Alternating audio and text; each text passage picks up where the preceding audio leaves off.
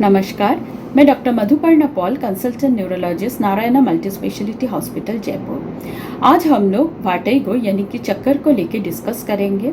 चक्कर मतलब एक सेंसेशन जिसमें मरीज कंप्लेन करते हैं उनके आसपास सराउंडिंग्स, दीवारें सब घूम रहे हैं, नहीं तो उनको खुद को एक स्पिनिंग सेंसेशन यानी कि घूमने का सेंसेशन होता है।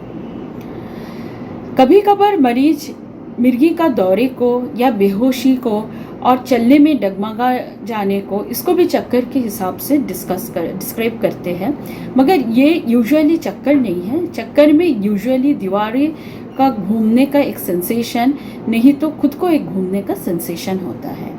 चक्कर कोई बीमारी का नाम नहीं है, ये एक सिम्टम है जो कहीं सारी बीमारी में मिल सकते हैं।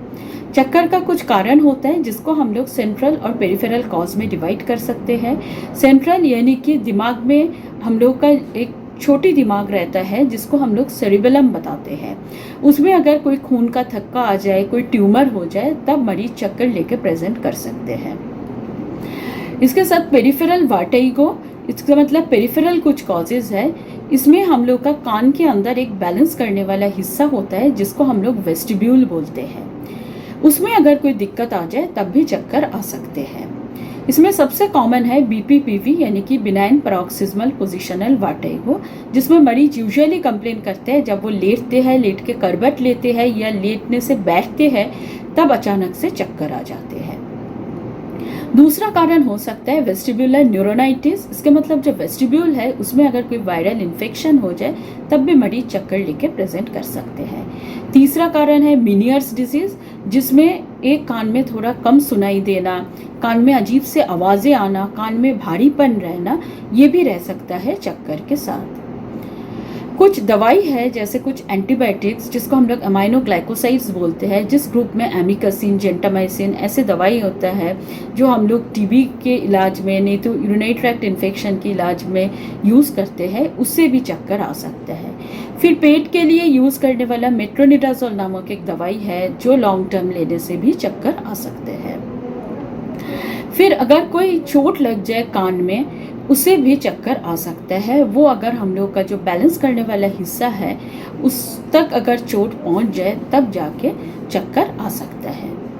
तो चक्कर का कई सारे कारण हैं हम लोग ने देखा, मगर चक्कर दवाई से और कुछ वेस्टिब्यूलर एक्सरसाइज है जो जिससे पेरिफेरल जो वर्टिगो है, जो कान के अंदर बैलेंस करने वाला हिस्से के प्रॉब्लम के लिए होता है, वो कम्प्लीटली ठीक हो जाता है दवाई और वेस्टिब्यूलर एक्सरसाइज से।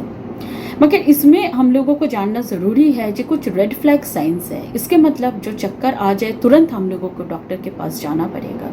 अगर चक्कर के साथ सीवियर किसी का वॉमिटिंग हो, उसके साथ अगर बोलने में लरखरापन आ जाए या दिखने में कोई प्रॉब्लम हो, तब तुरंत डॉक्टर के पास जाना चाहिए, क्योंकि ये यूजुअली सेंट्रल कॉज यानी कि दिमाग में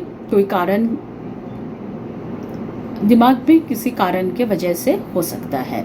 जैसे मैंने बताया, कोई स्ट्रोक हो सकता है, कोई ट्यूमर हो सकता है। तो अगर चक्कर के साथ ये सारा सिम्टम्स हो, हम लोग को तुरंत डॉक्टर के पास जाना चाहिए। फिर दो चीज़ें मैं और डिस्क्राइब करना चाहती हूँ। एक वेस्टिब्यूलर माइग्रेन है, जिसमें माइग्रेन यानी कि सिरदर्द का प्रॉब्लम, उसके साथ उल्टी आना, उसके साथ भी चक्कर रह सकते हैं, वो दवाई से भी ठीक हो जाता है।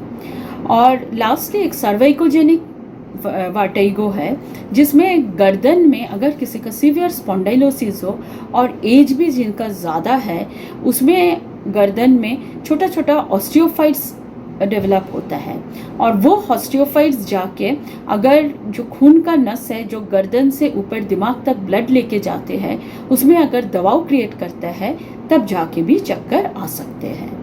तो चक्कर का जो भी कारण हो वो ट्रीटेबल है, उसका इलाज संभव है, और प्रॉपर दवाई और एक्सरसाइज से वो ठीक हो सकता है। तो अगर आपका चक्कर है, आप तुरंत आपके न्यूरोलॉजिस्ट से संपर्क करें। And let's all stand for balance. नमस्कार।